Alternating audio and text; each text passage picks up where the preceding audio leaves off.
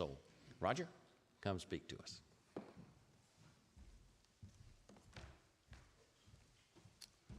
Good morning. For all that don't know me, I'm Roger Chambers, and I am a graduate and a product of the Memphis School of Preaching.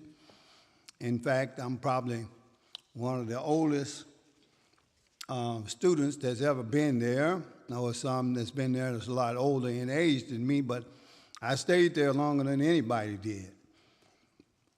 I graduated from all 3 programs at the school. I've taken every class that that school has ever given. Brother Moses said some of them twice, but I didn't take any of them twice. I passed them all, and I'm very grateful that I was able to survive that course. That was a 7-year course, if you didn't know. It takes a long time to do that. I don't know if anybody else will ever do that. So I'm the record holder right now. What I'm about to present to you on this morning is some pictures from my last trip to Malawi, Africa. And to give you an idea about where Malawi is geographically, it's at the southeastern part of Africa. It's sub-Saharan. It's about 200 miles from the Indian Ocean. So you're getting pretty close to just running out of Africa in just a minute.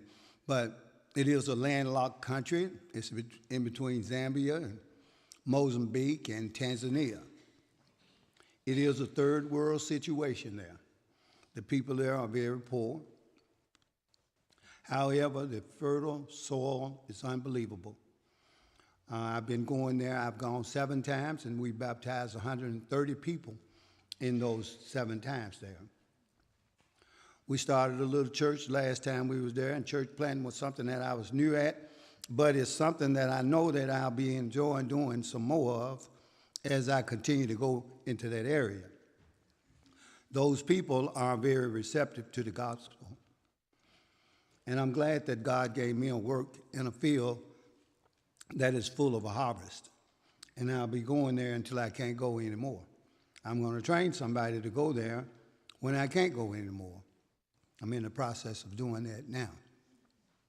We got several clips here, and some of them are video, so I better get into giving them to you so we can get finished in the time to spend a lot of this. And you're looking at one with a pig on the motorcycle. One man driving the bike, and the other man, you seem like he's holding a pig in his lap. Well, I can tell you, Brother Joe just asked me, is that pig dead? And that was the very question that I asked when I saw the pig. I asked the driver who was driving the car that I was in, I said, is that pig dead? He said, that pig is not dead. The other brother Patrick said, but he's dead drunk.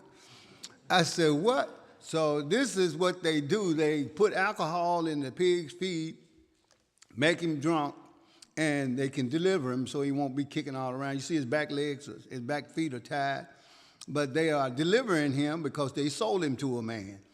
And so that's how they deliver. You're going to see some other deliveries done by motorcycle, because in the areas where these people have to deliver these things to, you can't take a car in there. You have to take something like a dirt bike or a motorbike in there, and it is almost unbelievable some of the things that they do deliver back there by motorcycle. Now, I hope I don't get tangled up with this thing here, and I think I'm going to do good. I believe I'm going to do just fine, brother. Thank you.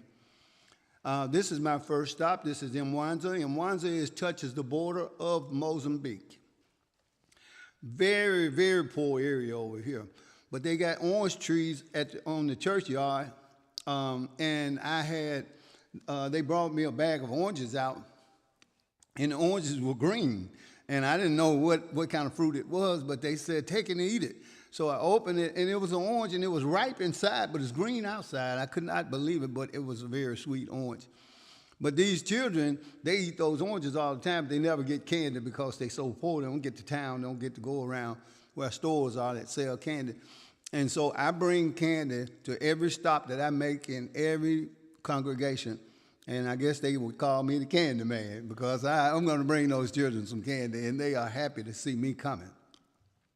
You see that truck behind us is just one of the vehicles that we use when I'm going to those places.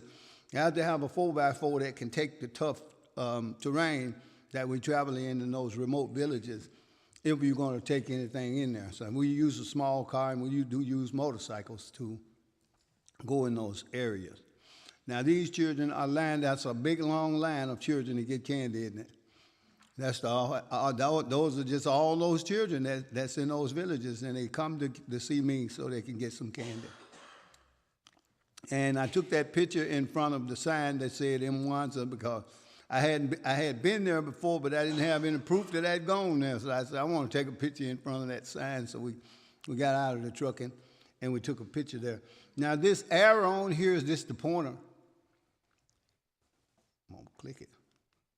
Oh, I did something wrong. Okay. Well, anyway, I was going to point to Brother Patrick right there. Brother Patrick is my liaison. He's my brother in Christ. And man is a very smart man. He speaks about 4 or 5 languages. I think it's 5. He teaches in a school of preaching, and he is a wonderful educator. However, when I come, he take from his family, and he take from his job, and he's with me the whole time that I'm there because I need him to interpret for me. I need him to watch out for me and take care of me while I'm there, and he takes good care of me, and so we've been getting the job done. And I may have a video clip of me and him preaching because I'm preaching and he's interpreting, and we've got a flow that goes so well that I think that I like for you to see it. It really works good. These men are the elders at that church. Now you would be surprised that even in those remote places that the Lord's church is organized correctly. And I'm so glad to know these men right here. Both of them I met before. One of them, actually, I met him on my first trip there, and I've known him a good long time now. My first trip to Africa was in 2016, and I've been going ever since, and I go once or twice a year. And it's wonderful people, such as some of you, and most of you, that would want to support a good work like this. It's not something that I go and I make a big budget for. That's not the kind of work that it is. It is a work that I'm working with indigenous people who take care of themselves. They are self-propagating, they are self-supporting, and they are self-governing. And that's the way true mission work is to be done. Inside the building, we're giving gifts. I usually take things that are light, like scarves and neckties and communion cups and stuff like that. I'll take that with me. And as a benevolent gift, I give it to those who are actually in need of that stuff. Those scarves, that's just for the ladies. They're some of the best people that you ever want to meet. And so I take those and give gifts after I finish preaching in those congregations. If you look behind Brother William, he's the short man that's standing to my right there.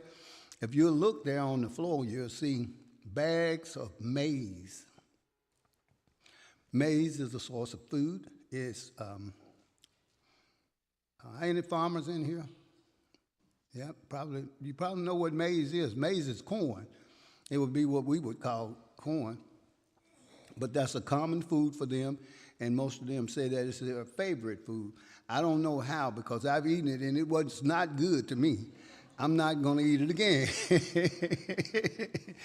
And I'd gone to that place, I guess, 5 or 6 times before I ever ate it. And they had offered it to me before, but I said, no, I don't want to eat that.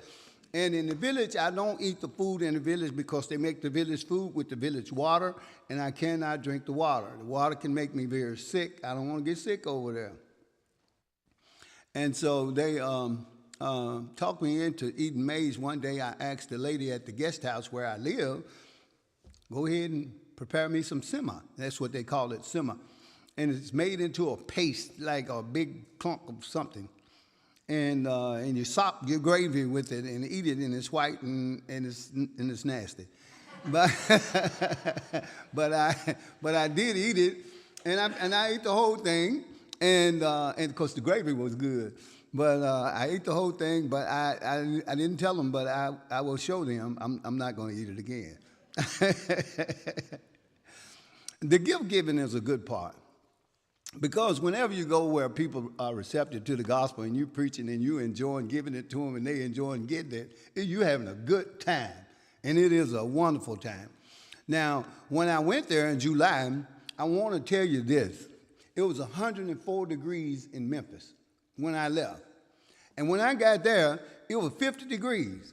And I was freezing. I had to hurry and I had to go buy a coat and a hoodie and put on my head. It was cold over there to me. Because if you go from 104 to 50, I guarantee you're going to be cold. I don't care who you are. But this is good that we have enough to go there and we preach and then we give. Because it's hard to think that you would preach to somebody that's enjoying the gospel, but their belly is empty.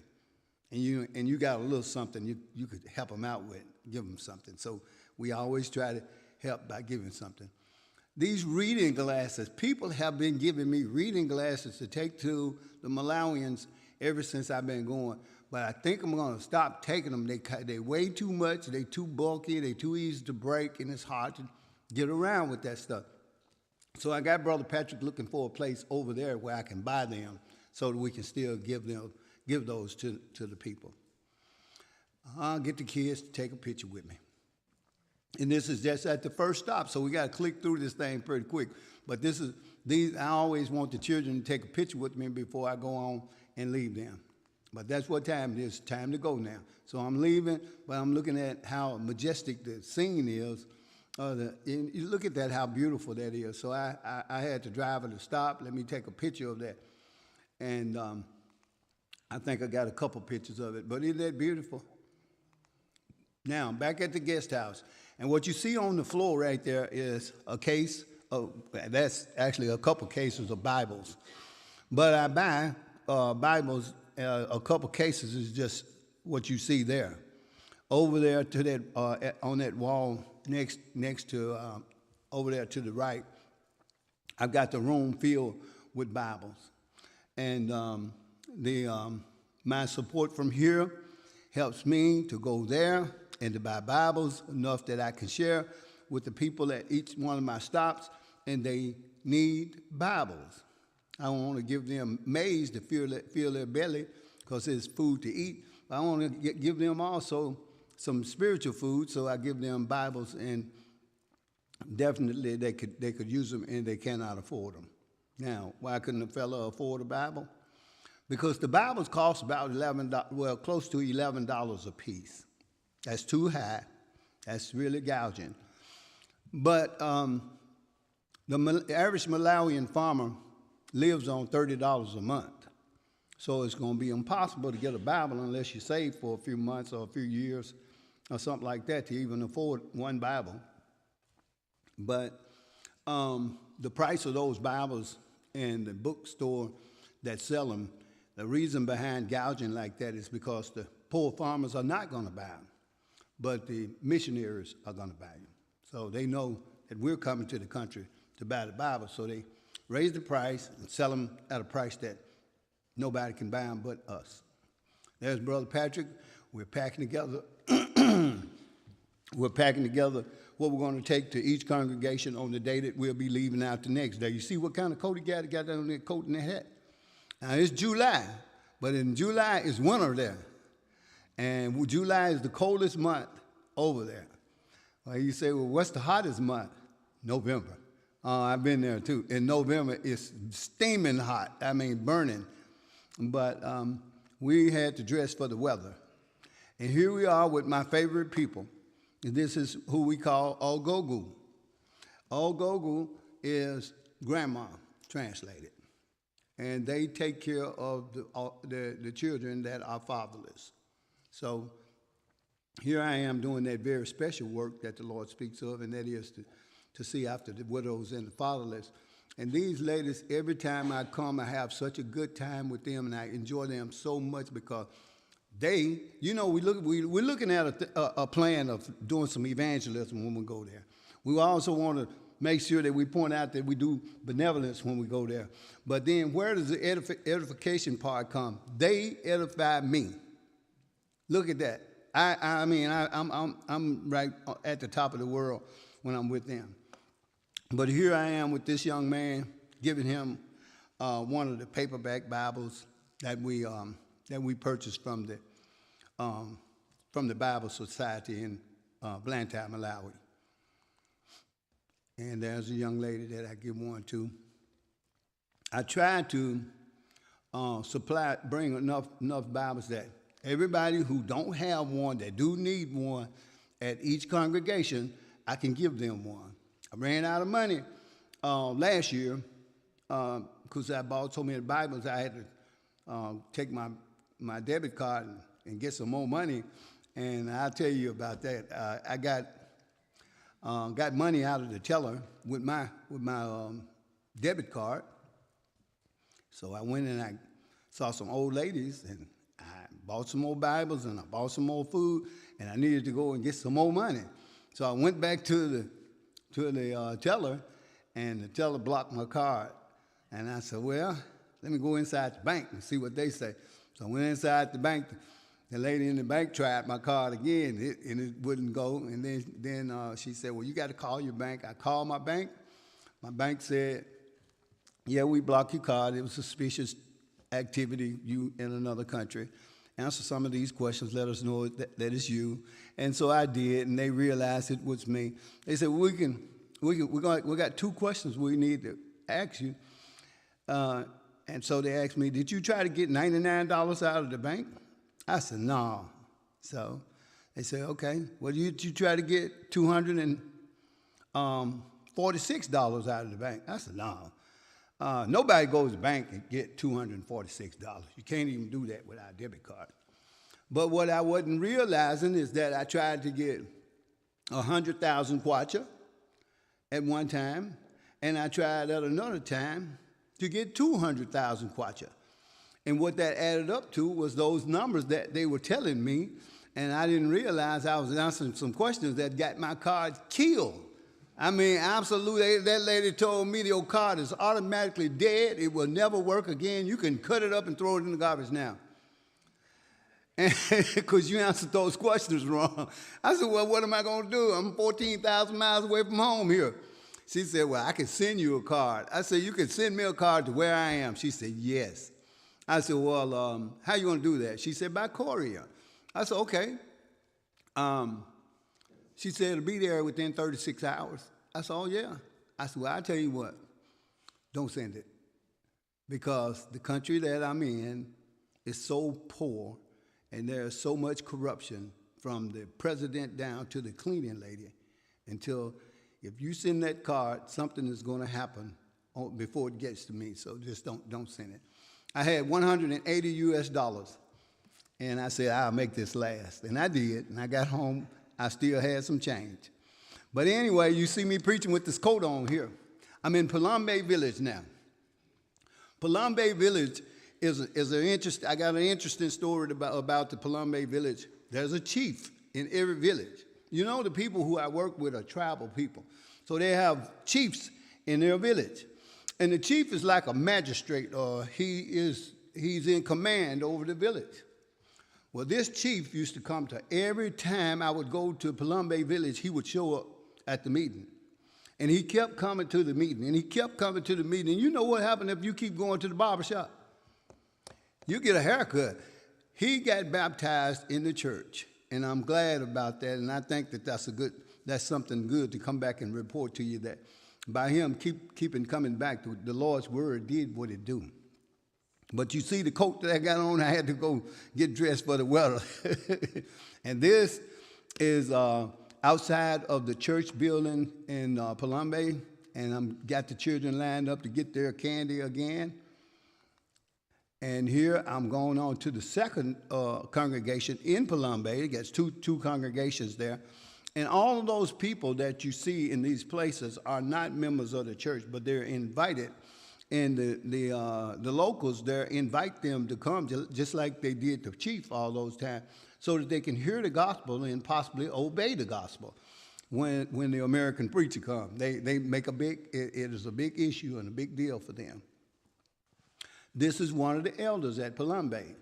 And he's been there all the times that I've come to see them, and we get a chance to take a picture together. He makes me look good. Well, this is Majetta, and we move on to a place where this was the largest meeting that we had on this particular trip. It was seven congregations came together, and they brought along visitors. And this is also where we had myself, Brother Patrick, and Brother Isaac Paul. We came together with 12 people, and we planted a small church there. When I left, they were meeting on the ground, under the tree. But you'll get to see at the end of this, because I had to tack on those pictures at the end of this, because they sent me the pictures after I left. But they've already made brick, and they've already constructed the building that they're meeting in, and they've grown from 12 to 40. Now, you tell me that's some good, super good work that's fruitful, and I'm just being a little bitty part of it, and I'm just grateful. Now, these bags, what you're looking at here, usually we buy bags that weigh 110 pounds. It's 55 kilos.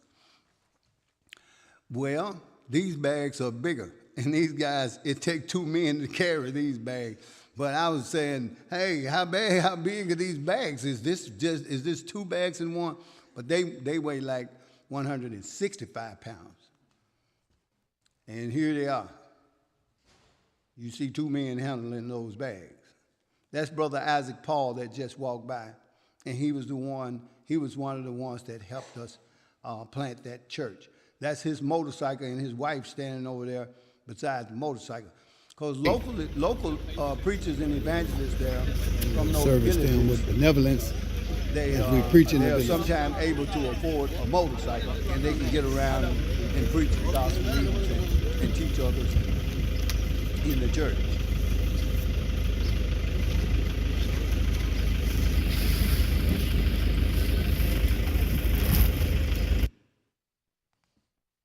Now, I'm at the church, and you see the people who I'm taking a picture with.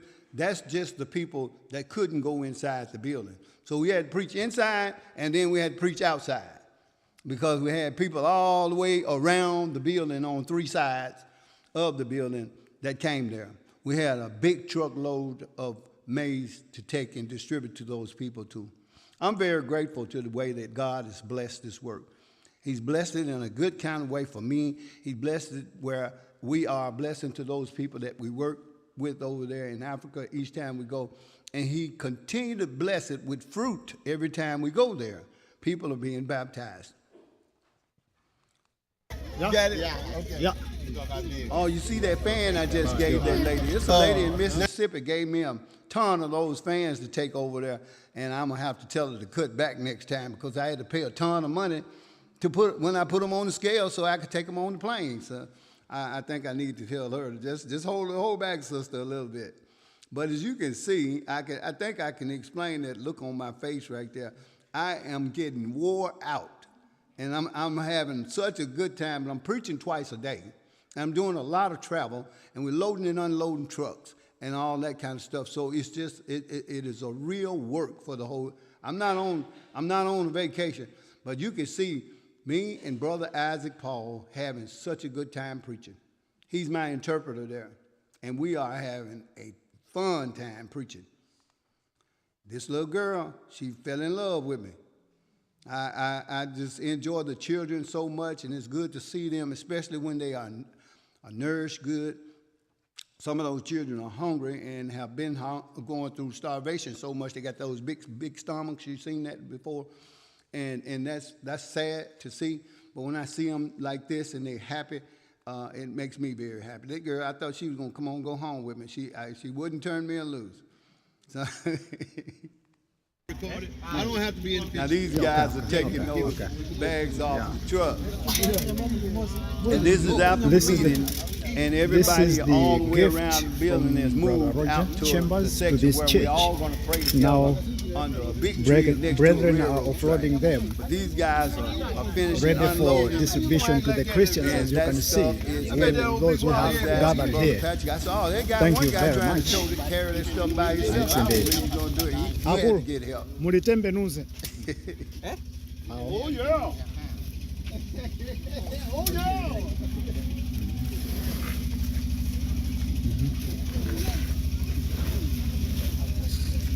That thing strong. That thing heavy. That boy strong, ain't it?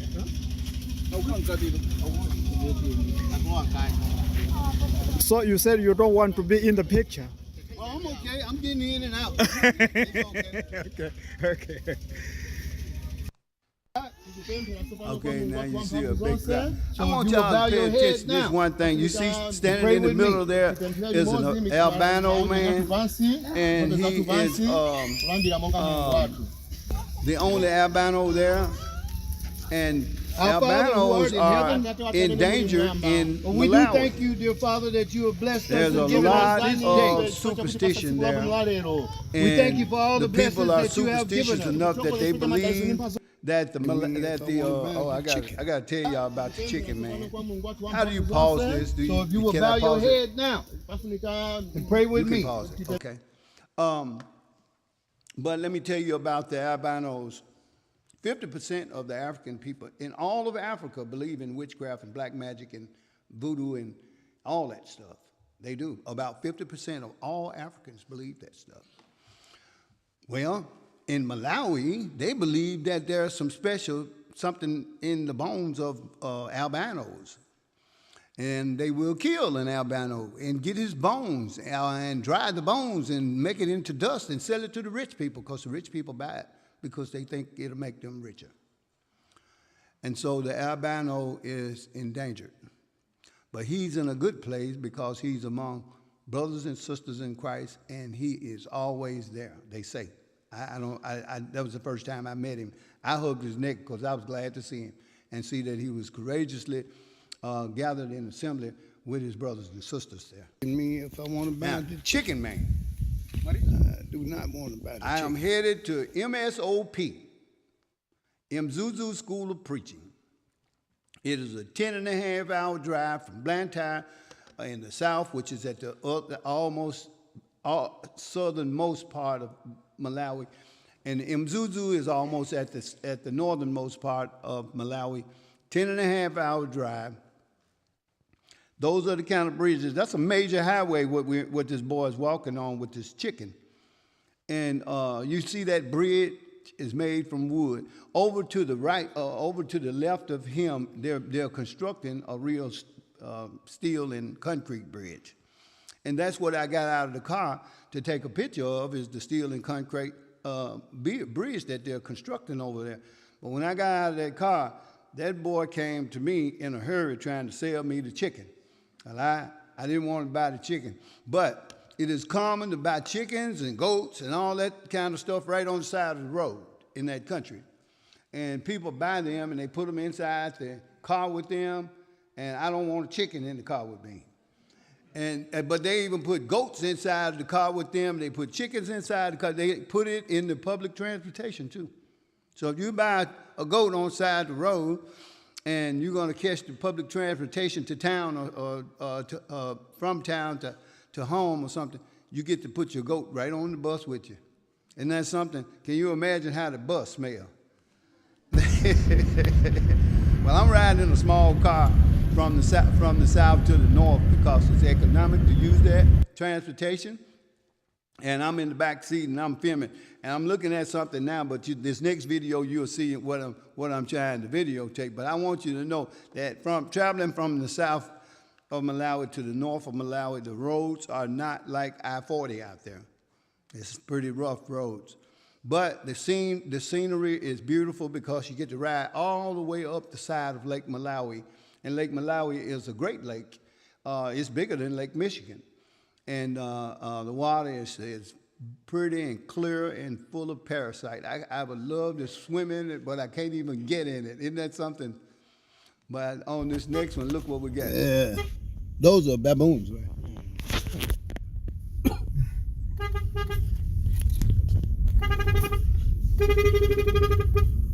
You don't get to see that when you drive down 64. They're all everywhere, running all around.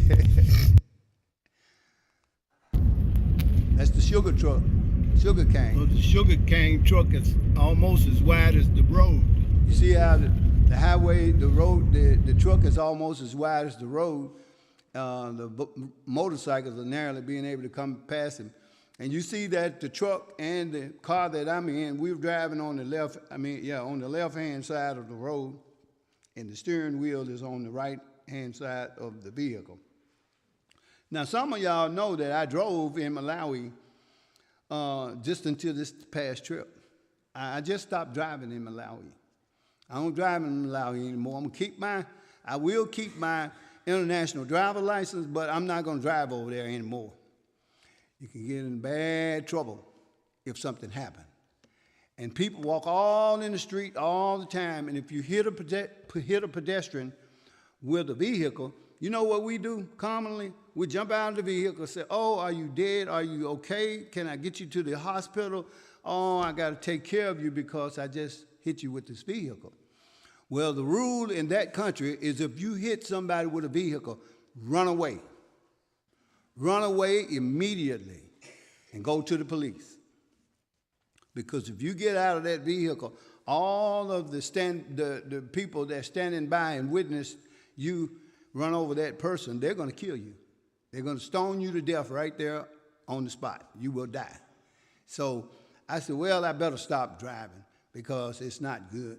And I can get a driver for $10 more than what my vehicle costs. I can just pay $10 more, get a driver. He's responsible. I sit over there in the back seat if I can. So there I am, sitting over there in the back seat. I got a cooler over there with good bottled water in it, and I'm going to sit back there and stay out of the way of the trouble. But I have such a good time there that I do not want anything to disrupt God's work. So we can afford to keep the work going. That's MSOP, Caleb. I am at MSOP. That's the Mzuzu School of Preaching. It was started by Brother Judd in the 90s, and it's still there. And it's a very interesting place. I had opportunity to preach twice there that day. Preached at 6:30 in the morning and again at 10 o'clock.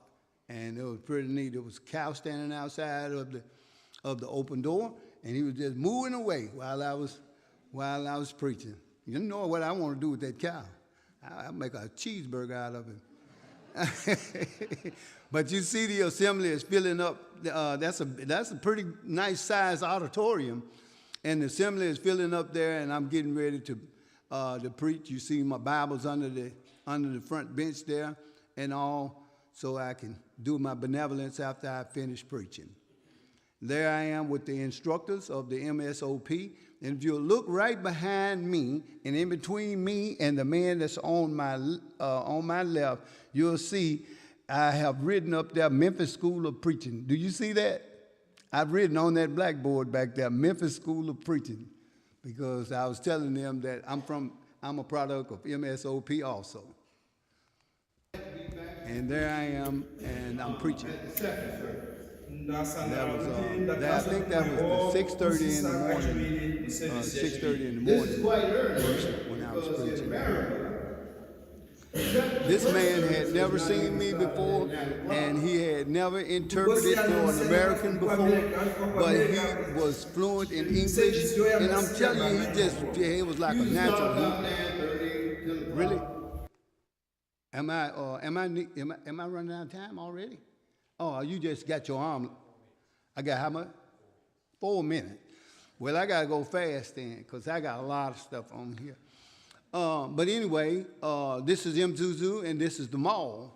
And you see me with my skull cap on and my undergarment so I can stay warm because it's cold out there. And this is a little girl that I made famous on my last trip that I went over there because I came back and showed everybody. Lucy, when I met Lucy, she was sitting on the front porch cooking for herself, and she's 7 years old. But she had to come from school. You see that big coat Lucy got on? She had to come from school to see me. I went to her parents' house and asked for Lucy, and they went to the school and got her. This is a majestic stop right here where we got the road behind me is the road that leads to Sanji.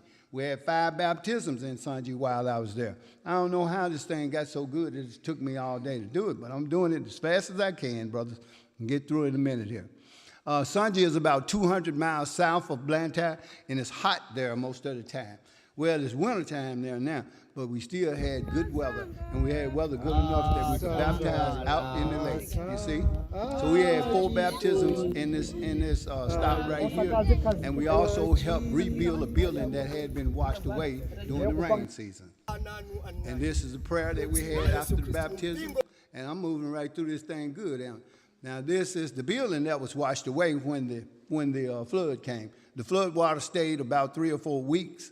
If flood water comes and your brick is made from mud, and the flood water stay, your brick is going to fall. Your building is going to fall soon. It doesn't take 3 weeks to do it, but it stayed 3 weeks that time, and the building fell down. This young man was my driver, and for 2 weeks he drove me around, and I preached and taught him the whole 2 weeks that I was there, and now he is my brother, because I baptized him before I left there.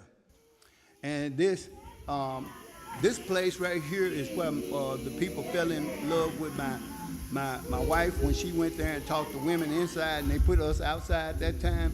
Chingala is the name of this village. And I was impressed with the song leader that was there and the little girl that fell in love with me there also. And this is me and Brother Patrick, and we are preaching, and we moved through that thing pretty good and smoothly. Like I told you, always we preach good together, and I appreciate him. This song leader here is an excellent song leader. I don't understand the words that's coming out of his mouth, but I understand that he's singing and making melody. And he is doing a great job at it. And anybody can appreciate good singing.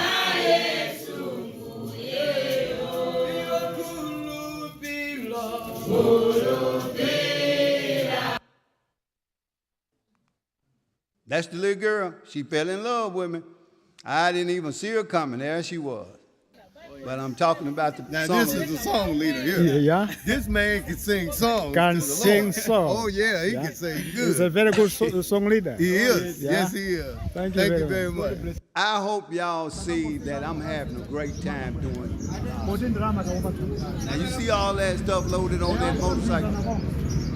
Those are 110-pound bags. But he got 3 of them strapped on there. And he's about to take that on down through the village so it can reach the church where we're distributed amongst the church members. And look, here he comes. Motorcycle delivery man is arrived. He is delivering right now. We are at the church in Lingenzi. This is And legit. the motorcycle delivery man is arriving with the bags that he picked up at the trading center. Amazing. This is truly amazing. What do you think about that for This a delivery is, truck? That's poison ivy, or The poison African oak or version something. of poison ivy or poison oak, and they call it what's the name of it? Chidedze. Chidedze. And if you touch it, it will give you a rash similar to that or poison ivy, oak, or sumac. And there the bags are inside the building. On this trading center where we bought this food from, they want their bags back. So we got to take the food out of the bag and send the bag back by the motorcycle man. So that's what they're doing now, as dumping out the food that'll be distributed. Now I'm giving out candy to the children. And now this old lady is saying that I want to tell Brother Chambers thank you. And that's what she's doing. She's telling me thank you. I'm so grateful, God. He's interpreting to me what she's saying to me. Yeah. And that's some more of the majestic beauty of riding out through the countryside.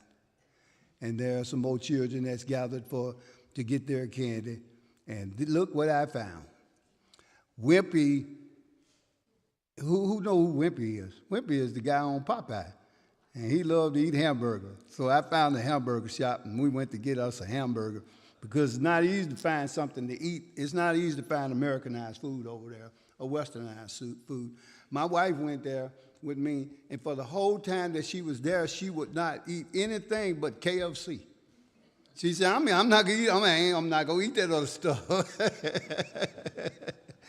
But this is the church in the rock, and it's amazing what these people are doing, and they're doing it on their own. They're not asking for any American help to do it, but they're building a new building, and that's the new building.